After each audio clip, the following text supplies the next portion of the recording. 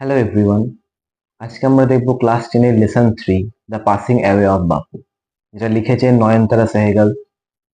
এই নয়নতারা সেহগালের লেখা prison and the chocolate cake থেকে এই লেসনটা তোমাদের নেওয়া হয়েছে। তো বাপু যখন হত্যা হয় তখনকার যুগের বা তখনকার সময়ের যে ভারতবাসীদের মধ্যে যে শোক ছিল, ভারতবাসীর মধ্যে যে দুঃখ ছিল, সেই দুঃখের কথা বা সেই শোকের কথাই এই গ্রন্থের মাধ্যমে তুলে ধরেছেন নয়নতারা সেহগাল। তো সেখান থেকে কিছু ছোট অংশ তোমাদের এখানে দ্য পাসিং অ্যাওয়ে অফ বাপু নামে দেওয়া হয়েছে। তো সবার আগে নয়নতারা সেহগাল কে ছিলেন সেটা একটু জানা দরকার আমাদের। Nayantara Sahgal is one of the first female Indian writers in English to receive wide recognition. Recognition বলতে আমরা বলতে পারি যে পরিচিতি, অর্থাৎ নয়নতারা সেহগাল ছিলেন এমন প্রথম সারির ভারতীয় লেখিকা যিনি বিশ্বতে পরিচিত হয়েছেন খুব ব্যাপকভাবে। Her fiction deals with India's response to the crisis brought about by political changes. তার যে এই লেখার মাধ্যমে কি বোঝানো হয়েছে যে ভারতে ওই সময় যে পলিটিক্যাল চেঞ্জেস গুলো এসেছিল বা যে শোকের ফলে যে চাপানোতর গুলো দেখা গেছিল রাজ্য স্তরে আমাদের, সেই ক্রাইসিসের মধ্যে বা সেই দুর্বিষহ সময়ের মধ্যে মানুষের রিয়াকশনটা কেমন ছিল, মানুষের প্রতিক্রিয়াটা কেমন ছিল।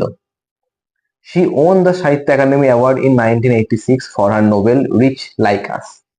তিনি তার উপন্যাস রিচ লাইক আস-এর জন্য 1986 সালে সাহিত্য একাডেমি অ্যাওয়ার্ড জিতেছিলেন। The text, an extract from Nayantara Sehgal's memoir Prison and Chocolate Cake, recounts the incidents following the death of Gandhiji. তার যে এই টেক্সটে অ্যাকচুয়ালি তার লেখা কি জন্য মেমোরি হিসেবে, অর্থাৎ কারো স্মৃতিচারণা করে লেখা। তো প্রিজন অ্যান্ড চকলেট কেক এই গ্রন্থ থেকে অ্যাকচুয়ালি আমাদের টেক্সট তোলা হয়েছে, এবং এই গ্রন্থটা লেখা হয়েছিল কি হিসেবে, বাপু মারা যাওয়ার পরে যে আমাদের যে কালচার, আমাদের যে পরিবেশ, আমাদের যে মানুষের জীবনযাপন, তার মধ্যে যে প্রভাবটা ফেলেছিল, সেই অর্থে বা সেই জায়গা থেকে তিনি এই স্মৃতিচারণাটা করে এসেছেন। It vividly describes not only the author's personal sense of loss but also the collective grief of the entire nation at the passing away of Mahatma Gandhi. Vividly মানে আমরা বলতে পারি যে খুব উজ্জ্বলভাবে, অর্থাৎ তিনি খুব উজ্জ্বলভাবে বর্ণনা করেছেন not only the author's personal loss, নিজের যে হারানো বা নিজের যে লস, সেই জিনিসটাকেই তিনি শুধু দেখিয়েছেন এমন নয়। অর্থাৎ তিনি এই ধরনের পয়েন্ট অফ ভিউ থেকে লিখতে চেয়েছেন যে সাধারণ মানুষের মধ্যে প্রভাবটা কিরকম ছিল, অর্থাৎ সাধারণ মানুষের মধ্যে তিনি যে জিনিসগুলো দেখেছেন, যে প্রতিক্রিয়াগুলো তিনি লক্ষ্য করেছেন বা যে শোক পালন তিনি দেখেছেন মানুষের মধ্যে, সেই সবটাই তিনি তার লেখার মাধ্যমে তুলে ধরার চেষ্টা করেছেন। এবং তার সাথে নিজের যে পার্সোনাল প্রতিক্রিয়া সেটা তো অবশ্যই তিনি দিয়েছেন, কিন্তু তার সাথে বাকিদের যে আমাদের সমবেত জনতার যে প্রতিক্রিয়া ছিল সেটাও তিনি এর মাধ্যমে তুলে ধরার চেষ্টা করেছেন। আচ্ছা, তাহলে ইউনিট 1 এটা আমরা এখন শুরু করি। I was having tea at home on the evening of 30th January 1948 when I was called to the Birla House by an urgent telephone. তো বলছে কি যে নয়নতারা Sehgal I was having tea, তিনি তখন কি করছেন, তিনি তখন বিকেলে চা পান করছিলেন 30শে জানুয়ারি 1948 সালে। When I was called to the Birla House by an urgent telephone, তখন তার কাছে একটি জরুরি টেলিফোন আসে, যে টেলিফোনের মাধ্যমে তাকে বিড়লা হাউসে আমন্ত্রণ জানানো, বিড়লা হাউসে যেতে বলা হয় actually. Gandhiji had been shot on his way two a prayer meeting, Gandhiji একটি প্রার্থনা সভায় যাওয়ার সময়ে তাকে গুলিবিদ্ধ করা হয়, তাকে শট করা হয়। I was numb with shock as I got into the car. আমরা নাম মানে বলতে পারি অসাড় হয়ে যাওয়া, অর্থাৎ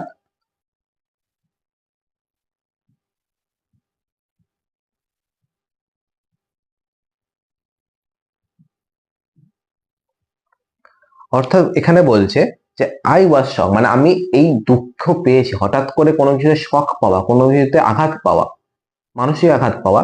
তো সেই অর্থে যিনি এই মানসিক আঘাতের জন্য তিনি কি তার বডিটা যেন, তার শরীর যেন পুরোপুরি অসাড় হয়ে, তিনি যেন কোনো কিছুতেই আর সাড় পাচ্ছেন না, তিনি কোনো চেতনা আর খুঁজে পাচ্ছেন না তার শরীরের মধ্যে, যখন তিনি তার গাড়িতে প্রবেশ করছেন বিড়লা হাউসের উদ্দেশ্যে রওনা হওয়ার জন্য।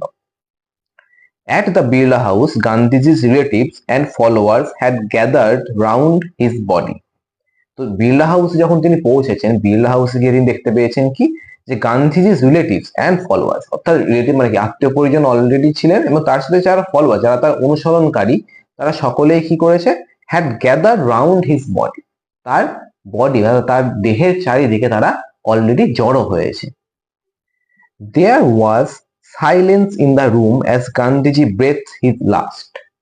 সেই ঘরটার মধ্যে, যে ঘরে গান্ধীজির দেহটা রাখা ছিল, সেই ঘরটার মধ্যে তখন কি বিরাজ করছিল, সাইলেন্স বিরাজ করছিল, অর্থাৎ সেই ঘরে কোনো রকম শব্দ ছিল না, নিস্তব্ধ সেই ঘরের মধ্যে বিরাজ করছে।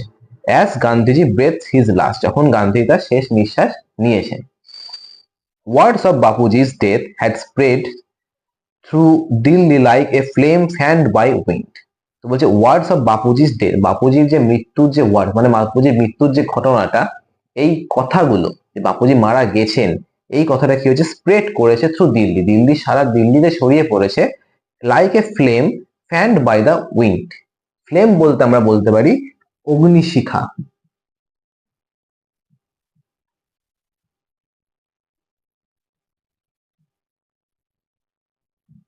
অর্থাৎ যেমন আগুনকে হাওয়া দিলে সেটা আরো কি দাউ দাউ করে জ্বলতেও থাকে, তো সেই রকম কথাটা এখানে দেখানো হয়েছে, যে যেভাবে আগুনকে হাওয়া দিলে সেটা আরো ব্যাপকভাবে ছড়িয়ে পড়ে, সেই রকমই এই বাপুর যে মৃত্যুর ঘটনাটা, সেটাও কিন্তু এই আগুনে হাওয়া দেওয়ার মতোই খুব তাড়াতাড়ি এবং খুব দ্রুততার সাথে সারা দিল্লিময় ছড়িয়ে গেছিল এই কথাটা। বলছে sad groups of men and women had collected around Birla house. এখানে কালেক্টেড কথার অর্থ কিন্তু গ্যাদার্ড হিসেবেই ধরা হবে, যে sad groups of men and women, অর্থাৎ দুঃখী মানুষ, পুরুষ এবং মহিলাদের দল সবাই কি জড়ো হয়েছিল কোথায়, বিড়লা হাউসের কাছে। তারা সবাই অলরেডি জড়ো হয়েছে, অর্থাৎ মৃত্যু সংবাদ তারা পাওয়ার পরে তারা বিড়লা হাউসের কাছে এসে জড়ো হয়েছে, কি উদ্দেশ্যে, তাদের বাবুকে দেখার জন্য, সে শ্রদ্ধা জানানোর জন্য।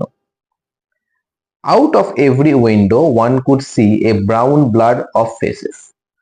কি প্রত্যেকটা জানলা দিয়ে, অর্থাৎ জানলা দিয়ে সবসময় তো অনেক মানুষ থাকলে সে সবাইকে তো স্পষ্টভাবে দেখা যায় না, সেই জন্য ব্লাড হিসেবে দেখা যাচ্ছে সকলের মুখগুলোকে, যেন অস্পষ্ট কিছু মুখবয়বের ছবি বা মুখের ছবি বা আকৃতি, এই জিনিসগুলো কি বিভিন্ন জানলার মাধ্যমে যারা তারা জড়ো হয়েছে চারিদিকে, সেই জড়ো হওয়ার মধ্যে তাদের অস্পষ্ট কিছু মুখের ছবি দূর থেকে যেন দেখা যাচ্ছে জানলা দিয়ে। They did not make a sound, তারা কোনো রকম শব্দ করছে না। There was an unnatural silence. দেখো এখানে ভালো করে, যে there was an unnatural silence বলা হয়েছে, এখানে সাইলেন্স আছে কিন্তু তার সাথে আনন্যাচারাল কথাটাকেও যুক্ত করা হয়েছে, অর্থাৎ বলা হচ্ছে যে এই সাইলেন্সটা বা এই নিস্তব্ধতাটা কিরকম, আনন্যাচারাল, কোনো স্বাভাবিক নয়, অস্বাভাবিক বলা হয়েছে। কারণ আমরা যদি দেখি যে কোথাও ভিড় হয়েছে বা কোথাও কোনো মানুষের সমাগম হয়েছে, সেখানে কি হয়, সেখানে সাধারণত কোলাহল হয়, সেখানে হট্টগোলের আওয়াজ হয় খুব বেশি। তো এইখানে কিন্তু বহু মানুষ জমা হয়েছে, কিন্তু তা সত্ত্বেও কি হচ্ছে, এখানে এখানে কোনো রকম মানুষের মধ্যে কোনো কোলাহল নেই, এখানে শুধুমাত্র নিস্তব্ধতাটাই বিরাজ করছে। সেই জন্য এই নিস্তব্ধতাকে বলা হয়েছে কি, যে সেটা আনন্যাচারাল, অস্বাভাবিক। It was as if time stood still for those few minutes, যেন কি মনে হচ্ছে যে ওই কিছু মিনিটসের জন্য বা ওই কিছু সময়ের জন্য আমাদের অ্যাকচুয়ালি সময়টাই যেন ওই একটা জায়গাতে থেমে রয়েছে, মানে মানুষের মধ্যে কোনো প্রতিক্রিয়া নেই, মানুষ চুপ হয়ে দাঁড়িয়ে দাঁড়িয়ে জাস্ট দেখছে বা চুপ করে রয়েছে মানুষ। এই কথাটার সঙ্গে বলা হচ্ছে কি, যে যেন সময়টা পুরোপুরি থেমে গেছে, পুরো পজ হয়ে গেছে, যাতে চারিদিকে কোনো কিছুই আর কোনোভাবে মুভ করছে না, কোনো আওয়াজও হচ্ছে না, কোনো মুভমেন্টও কেউ দেখতে পাওয়া যাচ্ছে না। সেই হিসেবে বলছে যে it was as if time stood still for those few minutes, যেন কিছু সময়ের জন্য সময়টাই থেমে গেছে ওখানে। The people were too stunned to speak in the beginning. মানুষজন কি were too stunned, খুব বেশি হকচকিয়ে যাওয়া, খুব বেশি শকে পাওয়া, সেই হিসেবে বলছে stunned, মানে হকচকিয়ে যাওয়া আমরা বলতে পারি।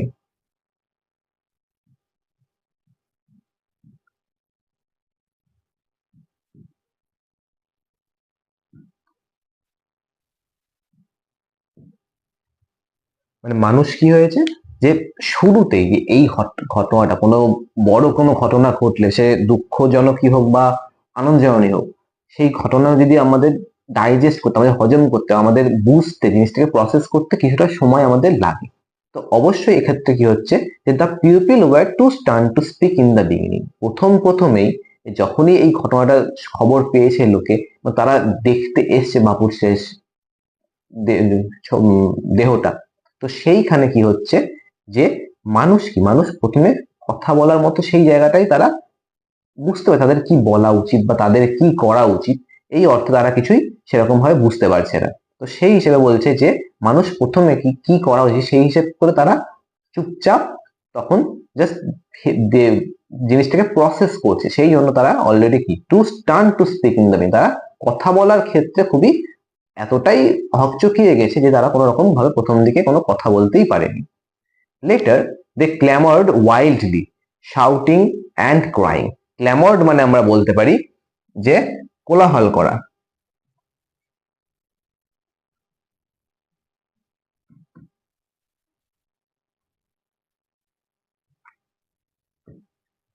প্রথমে তারা অলরেডি সবাই কি শকের জন্য কি চুপ করে গেছিল, স্টান্ড হয়ে গেছিল। তবে লেটার দে ক্ল্যামার্ড ওয়াইল্ড, কিন্তু তারপরে যখন তার জিনিসটা অলরেডি বুঝতে পারলো, প্রসেস করতে পারলো, দে দে clamoured wildly shouting and crying, তারা খুবই কোলাহল সৃষ্টি করলো এবং কি চিৎকার কান্নাকাটি এই জিনিসগুলো তারা করা শুরু করলো। They jostled one another in a stampede to break into the house. Jostled মানে বলতে পারি আমরা ধাক্কাধাক্কি।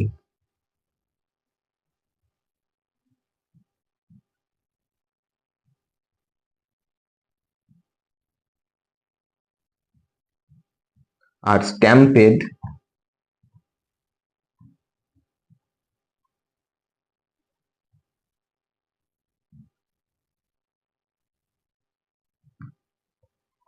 স্ট্যাম্পেড মানে হচ্ছে পদপিষ্ট হয়ে যাওয়ার মতো অবস্থা। তো বলছে যে জসেলড ওয়ান অ্যানাদার, মানে তারা একে অপরের সঙ্গে ধাক্কাধাক্কি করে দিল, মানে সবাই যদি এক জায়গা দিয়ে প্রবেশ করতে যায় বা এক ঘরে প্রবেশ করতে চায় তখন তাদের মধ্যে কি হবে, ধাক্কাধাক্কি লেগে যাবে। তো সেই রকমই বলছে they jostled one another in a stampede, তারা যেন এত ধাক্কাধাক্কি শুরু করলো যেন তারা পদপিষ্ট হয়ে যাবে, এরকম উপক্রম হয়েছে। To break into the house, ঘরের মধ্যে প্রবেশ করার জন্য, ঘরের মধ্যে প্রবেশ করার তারা ধাক্কাধাক্কি করছিল যাতে কি এটা পদপিষ্ট হয়ে যাওয়ার মতো ঘটনা তৈরি হয়ে গেছিল। They calmed a little when it was announced that they would be allowed to see Gandhiji before the funeral. Funeral মানে হচ্ছে কি শেষকৃত্য, অর্থাৎ মৃত্যুর পরে যে শেষ কাজটা করা হয়, দাহ করা হয়, সেই জিনিসটাকে বলা হচ্ছে কি funeral। তো বলছে funeral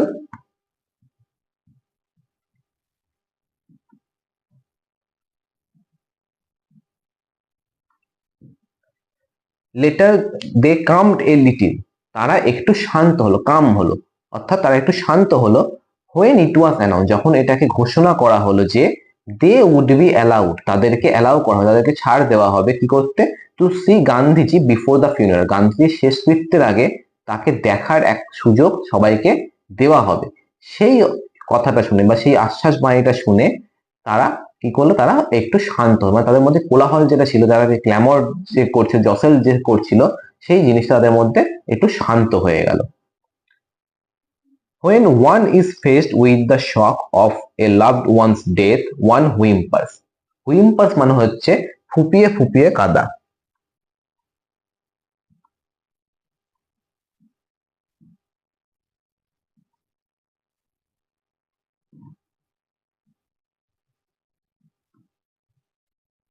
তো বলছে কি when one is faced with the shock of a loved one's death, যখন মানুষ কি দ্বারা আঘাতপ্রাপ্ত হয়, যে কি সম্মুখীন হতে হয়, যে কোনো প্রিয়জনের কাছের বা প্রিয়জন বা কাছের মানুষের ডেথ, কাছের মানুষের মৃত্যুর সম্মুখীন হয়, তখন কি হয়, তখন একজন হুইম্পার, মানে কষ্টে তারা হুইম্পার, তারা ফুপিয়ে ফুপিয়ে কান্না করে। What will become of me now that he has left me, এবং কি বলে যে what will become of me, আমার এখন কি হবে, যে হি হ্যাজ লেফট মি, যে সে আমাকে ছেড়ে, মানে যে প্রিয়জন সে যদি ছেড়ে চলে যায়, সে যদি মৃত্যু হয় যে তার, তো তার কাছের পরিজনেরা কি করবে, এই ধরনের জিনিসগুলো তাদের মধ্যে দেখা যায় যে তারা ফুপিয়ে ফুপিয়ে এই জিনিসগুলো, যে ছেড়ে চলে যাওয়ার পর, যে ছেড়ে চলে গেছে তার উদ্দেশ্যে বলে কি, যে ছেড়ে চলে যাওয়ার পর এবার আমার কি হবে বা আমাদের কি হবে, এই অর্থে এই কথাটা বলা হয়েছে। অ্যাকচুয়ালি মহাত্মা গান্ধী, ওনাকে বাপু বলা হতো, তো বাপু বলা হতো নিশ্চয়ই, বাপু মেনেই বলা হতো কথাটা, শুধু শুধু তো কোনোদিন বলা হবে না। তো বাপু বলা হতো, তার নিশ্চয়ই কোনো কারণ ছিল বা রিজনস তাদের কাছে নিশ্চয়ই ছিল সেই সময়কার মানুষদের মধ্যে, সেই জন্যই। এবার বাপুকে তারা প্রীতি শ্রদ্ধাই করতেন, যে নিশ্চয়ই তারা যারা তাদেরকে বাপু বলে ডাকতেন। তো সেই অর্থে বলা যেতে পারে যে নিজের কাছের মানুষ, তাদের কাছের মানুষ বাপু মহাত্মা গান্ধী মারা যাওয়াতে এটা তাদের যেন পার্সোনাল লসের মতোই তাদের কাছে জিনিসটা ফিল হয়েছে। তো সেই অর্থে এই জিনিসটা, এই লাইনটা বলা হচ্ছে যে this was surely the question uppermost in the mind of the mourning people. Mourning people মানে যারা শোক পালন করছে, শোকাহত, সেই শোকাহত মানুষদের মধ্যে প্রথম কি কোশ্চেনটা আসছে হচ্ছে এই কোশ্চেন, যে আমাদের কি হবে বা আমার কি হবে, এই কোশ্চেনটাই ওই শোকাহত মানুষদের মধ্যে প্রথম দেখা যাচ্ছে, বা প্রথম সব থেকে উপরের দিকে এই কোশ্চেনটা সবারই মনের মধ্যে যেন বিরাজ করছে। They looked like lost children, তাদেরকে দেখে মনে হচ্ছে না কেন সর্বহারা কোনো শিশুদের মতো সবাইকে যেন দেখতে পারে। মানে অ্যাকচুয়ালি তারা বাপু বলে মনে করতেন যতক্ষণ, তারা পিতৃহারা যেমন শিশু বা কোনো গার্জেন হারা যখন শিশু হয়ে যায়, মানে কি সে কোনো দিকে কি করবে সে কোনোভাবে বুঝতে পারে না, মানে সর্বহারা সে, তাদেরকে এই রকমই যেন শিশুর সঙ্গে তুলনা করা হচ্ছে তখনকার মানুষজন, যারা তারা পিতৃহারা বা তারা সর্বহারা হয়ে গেছে, সবকিছু হারিয়ে ফেলেছে, এই ধরনের সিচুয়েশনের সঙ্গে সেই সময়কার মানুষজনদের, সেই সময়কার জনগণের তুলনাটা করা হচ্ছে। It was the question in many of our hearts as we sat still shocked and unbelieving. বলছে এইটাই ছিল আমাদের অনেকেরই মনের মধ্যে, এই প্রশ্নটাই বিরাজ করছে যখন আমরা কি বসেছিলাম অলরেডি কি শোকাহত এবং অবিশ্বাস্য, মানে আমাদের কাছে এই ঘটনাটা এখনো তখনও অবিশ্বাস্যই লাগছিল, এটাই লেখিকা বলতে চেয়েছেন। বলছে we listened to the broadcast telling the people of India that their Bapu was no more. আমরা তখন বসে তখন কি শুনছি, যে দ্য ব্রডকাস্ট, ব্রডকাস্ট বলতে পারি যে বেতার বাণী যেটা বলা হয়, আকাশবাণী বেতার বাণী, সেই রেডিওর মাধ্যমে যে বেতার তরঙ্গ পাঠানো হয় বা বেতারে যে ঘোষণাটা করা হয়, তো সেই ব্রডকাস্টের মাধ্যমে মানুষকে কি বলা হচ্ছিল, যে দেয়ার বাপু ওয়াজ নো মোর, তাদের যে প্রিয় বাপু, সেই বাপু এখন আর বেঁচে নেই, যেটা তারা তখন ওই ঘরে বসে বসে শুনছিলেন। তো এরই সাথে আমাদের ফার্স্ট ইউনিটটা কমপ্লিট হলো। ফার্স্ট ইউনিটের কিছু এক্সারসাইজ রয়েছে, সেটা আমরা কমপ্লিট করবো এবার। তো ফার্স্ট কোশ্চেন বলছে সঠিক উত্তর বেছে নেওয়ার জন্য, তো Gandhiji had been shot on his way to, গান্ধীজিকে শট করা হয়েছে, গান্ধীজিকে গুলিবিদ্ধ করা হয়েছিল কোন জায়গায় যাওয়ার সময়, টু এ প্রেয়ার মিটিং। আমরা প্রথমেই বলেছি যে তিনি একটা প্রার্থনা সভায় যাচ্ছিলেন, সেই সময় তাকে গুলিবিদ্ধ করা হয়। তো অপশন 3 নম্বর অপশন হয়ে যাবে এর answer. The second question, the author came to know of Gandhiji's death by, author মানে লেখিকা এখানে জানতে পেরেছিলেন গান্ধীজির মৃত্যু সংবাদটা কিসের দ্বারা, তার কাছে একটা ফোন এসেছিল, অতএব এখানে আমরা কি বলতে পারি, এ টেলিফোন কল, অপশন সেকেন্ডটা। থার্ড কোশ্চেন বলছে when one is faced with the shock of a loved one's death, one, যখন কেউ তাদের প্রিয় মানুষের ডেথের সম্মুখীন হয়, প্রিয় মানুষের মৃত্যুর সম্মুখীন হয়, বা এরকম ঘটনা কারোর জীবনে ঘটে, তখন মানুষটা কি করে, তখন আমরা এক্ষুনি বললাম যে তারা হুইম্পার, অর্থাৎ তারা ফুপিয়ে ফুপিয়ে তাদের কান্না করে, অর্থাৎ তাদের মধ্যে শোক দেখা যায়। তো সেখানে বলবো কি হুইম্পার্স, অপশন 1 হুইম্পার্স। সেকেন্ড এক্সারসাইজে বলছে fill in the chart with information from the text. First question, death on which Gandhiji was shot dead, গান্ধীজিকে কোন দিন গুলিবিদ্ধ করা হয়েছিল, তো গান্ধীজিকে গুলিবিদ্ধ করা হয়েছিল কবে, 30th জানুয়ারি 1948, এইটা হবে আমাদের just answer. Place where Gandhiji breath his last, place অর্থাৎ যে জায়গায় তিনি গান্ধী তার শেষ নিঃশ্বাস ত্যাগ করেছেন, অর্থাৎ কোন জায়গায় করেছেন তিনি, বিড়লা হাউসে, তো আমাদের অ্যান্সার হবে এখানে বিড়লা হাউস। থার্ড বলছে information given by the broadcast, অর্থাৎ ব্রডকাস্টের মাধ্যমে কোন ইনফরমেশনটা বা কোন তথ্যটা জানানো হয়েছিল ভারতবাসীকে, তো সেটা হবে কি, যে দেয়ার beloved Bapu was no more, এই তথ্যটাই সবাইকে বেতারের মাধ্যমে জানানো হয়েছিল। থার্ডে আসি আমরা এবার, তো বলছে state whether the following statements are true or false, provide sentences, phrases, words in support of your answer, অর্থাৎ ট্রু ফলস আমাদের বলতে হবে এবং তার সাথে কিছু সাপোর্টিং স্টেটমেন্টও দিতে হবে। First question, the author received an urgent telephone call in the morning. Author একটা জরুরি ফোন কল পেয়েছেন কখন? সকালবেলা। কিন্তু এটা অবশ্যই কি ফলস, কারণ তিনি I was having tea at home on the evening of 30th January। তো এই ইভিনিং এই কথাটাই কি তার ফলস হওয়ার কারণ। তার এই লাইনটা আমরা বসাবো যে I was having tea at home on the evening of 30th January 1948 when I was called। এইটুকু লিখলে আমরা সাপোর্টিং স্টেটমেন্টটাও কমপ্লিট হয়ে যাবে। সেকেন্ড কোশ্চেন বলছে pupil attempted to break into the Birla house. Pupil কি চেষ্টা করছিল? তো জনগণ কি চেষ্টা করছিল? যে তারা কোনো মতে যেন ভেঙে চুরেও যদি হয় কোনোভাবে বিড়লা হাউসে প্রবেশ করতে পারে, তারা বিড়লা হাউসে প্রবেশ করার চেষ্টা করছিল কোনোভাবে। এটা অবশ্যই ঠিক। এবং এদের সাপোর্টিং সেন্টেন্সটা দেবো আমরা কোনটা? They jostled one another in a stampede to break into the house. তারা এই হাউসে বা এই বিড়লা হাউসের কথাই বলা হচ্ছিল, যে বিড়লা হাউসে প্রবেশ করার জন্য তারা একে অপরকে ধাক্কাধাক্কি করছিল, যাতে একটা স্ট্যাম্পেডের মতো ঘটনা সৃষ্টি হওয়ার উপক্রম হয়ে গেছিল। Third question, the news of Gandhiji's death did not shock the people. বলছে গান্ধীজির মৃত্যুর যে কথা খবরটা, এটা মানুষকে শক দেয়, মানুষকে শোকাহত করে, মানুষকে আঘাত করেনি। এটা অবশ্যই ফলস, কারণ মানুষ কি সবার আগে কি আঘাতপ্রাপ্ত হয়েছিল। এবং এর লাইনটা দেব আমরা I was numb with shock as I got into the car। তো এই পর্যন্তই হচ্ছে আমাদের ইউনিট 1। ইউনিট 1 আমাদের এই পর্যন্ত শেষ, এক্সারসাইজ সহ। এই ইউনিট 1 নিয়ে দ্য পাসিং অ্যাওয়ে অফ বাপু যদি তোমাদের কোনো প্রশ্ন থাকে তাহলে আমাকে কমেন্টে জানাতে পারো, না হলে নেক্সট পার্ট 2 আমি খুব তাড়াতাড়ি নিয়ে আসবো, সেখানে দেখা হচ্ছে।